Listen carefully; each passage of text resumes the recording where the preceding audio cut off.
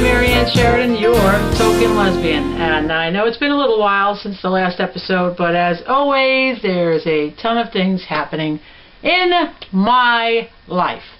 But this past week's events have been quite moving, to say the least, and I'd like to start it all off with sharing it, of course, with you, and in hopes that from my experience of what my eyes have witnessed this week, it will touch you in some way, being especially that Thanksgiving is right around the corner, and it's really brought the true meaning of it right here home to the heart.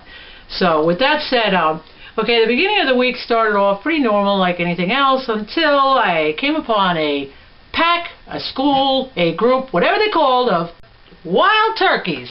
That's right. Okay, I did not come upon these wild turkeys on a quiet neighborhood street. No, I did not come upon them on a ranch. No, I did not. Where did I come upon these pack of, or school, or group, or whatever they're called, wild turkeys? I came upon them on the side of the shoulder of the Long Island Expressway. That's right, a major thoroughfare. There they were. And my take on that was, run for your lives around and get off the highway. That was my concern. So that's how my week started off, with these turkeys on the side of a Long Island Expressway, an expressway, a major expressway, trying to make a getaway. And I hope they succeeded. And okay, so from there, the next couple of days were uneventful until Thursday. Yes, indeedy, Thursday. Actually, Wednesday. I'm sorry, scratch that. Wednesday. So there comes Wednesday. I'm leaving the job, and as I have already explained in one previous episode, that I work at an auto parts, and I deliver auto parts. I pick them up, I deliver them, and take them all over Long Island. And I'm leaving the job and pulling my car out from the back of the building to the front. There's a gas station next door. To make a long story short, I lay on the horn because this guy is not stopping. And what does he do? Promptly plows into me. Yes, he does. That's exactly what... And that's what happened on Wednesday. Of course, I jumped out of my car promptly as he slowly got out of his car, as he tried to apologize, and I went Linda Blair on his ass. Yes, indeedy. Complete with the head spinning off the shoulders. And then eventually a cop came and wrote up some nonsensical piece of paper that I had more information than he took on there already from the guy.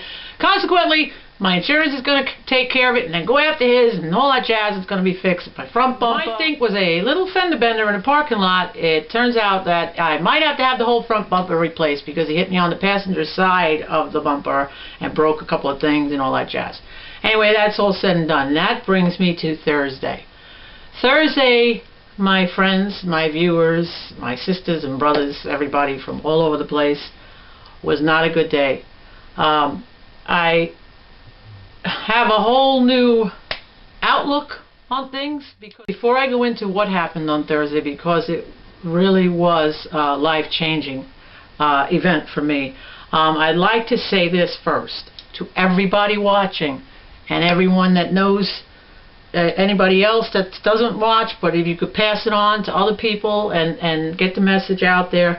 You know, our homeless people, and I mean homeless all over the globe, are people. You know, they bleed like we do. They feel emotion like we do. Whether they choose to be homeless or they don't choose to be homeless, the fact is they are there. This is reality, and we have all seen it time and time again. And I say this because they came from a mother and father like we have. And some of them might have children, but they have family. At some point they had a family, and they are out there. And I ask of you this Thanksgiving, no matter how you celebrate it, if you don't celebrate it, make a day to say thanks. And when you do say thanks, thank those people too, you know, because they deserve as much dignity and respect as each of us do. And with that said, it brings me to what happened Thursday. As I said, I'm an auto parts delivery driver, and I drive and I deliver all over locally, the area where I'm throughout Long Island. But as you all have seen, I'm sure in your towns and your cities and wherever you live, your local homeless walking around, the locals. You see them at the same corners or in and around town pushing shopping carts and so on.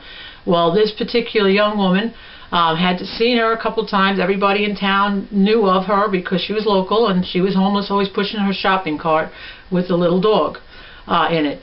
And I wanted to stop and give her $10 or a couple of dollars, enough to go in and get a hot meal, whatever her story. It didn't matter to me. I just thought, you know what, I have it. She doesn't, so I can give it. You know, although I need every dime I have it, and she doesn't. So I wasn't able to. I didn't see her the day before, so I wasn't able to do so.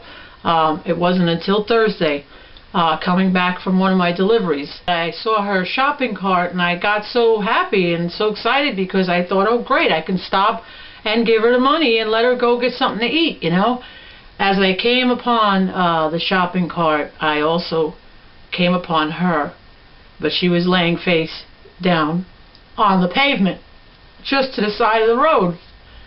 So naturally I jumped, I stopped the car, left it running, opened the door, jumped out, ran over to see if she was okay. But when I got close enough, anyways, this young woman is now out of her misery and doesn't have to go through the bitter cold and in the heat in the summer and the cold in the winter, pushing a shopping cart. And it turns out she died, and I called the police, and I stayed there for a couple hours. The detectives came, an ambulance, they flipped her over, not very nicely, I might say. And this brings me to our homeless. Just as much as our rich and famous deserve dignity, and just as much as each one of us deserves dignity, and nobody should be left out, okay? Nobody.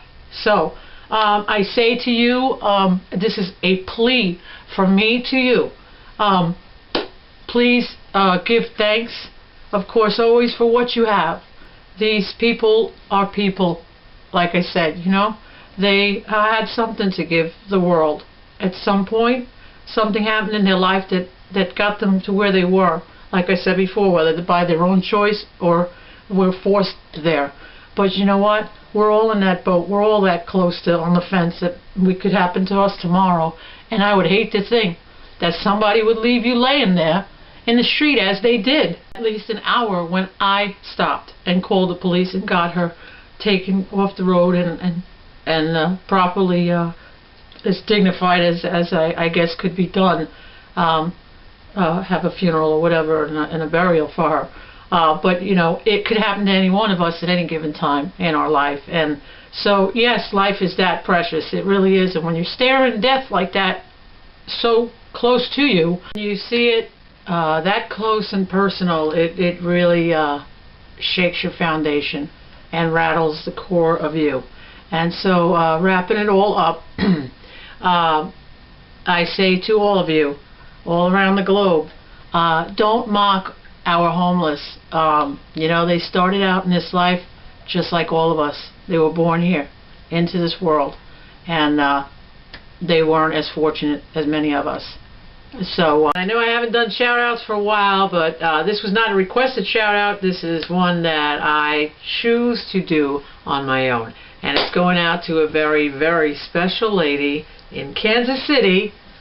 That's right, I'm talking about you. You know who you are. And I'll just call you Ginger. How about that? This is going out to you for silently in the background the last 2 years or so, year and a half, caring for me. Not just caring for me, but truly loving me from afar and in the background. That I got caught up in my own life that I neglected to acknowledge. Such a beautiful, caring woman.